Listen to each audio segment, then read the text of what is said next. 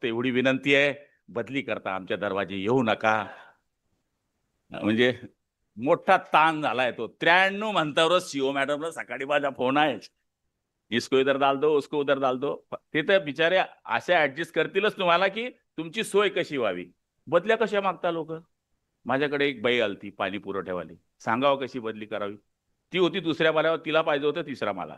त्या मला ही बदली होऊ शकते का.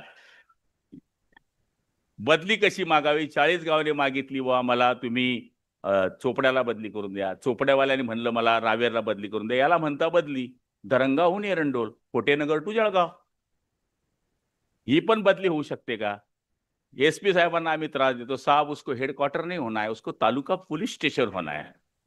आता ही बदली होऊ शकते का. पण मतदाराचे भुकेले माणसं आहे आम्ही. तो आमचा राजा आहे. जर राजाच नडला तर मग आमचं दुकान बंद होऊन जाईल.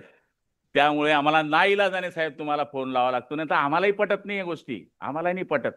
सांगणाऱ्यालाच थोडी वाटली पाहिजे की आपण काय मागतोय, आहे की नाही.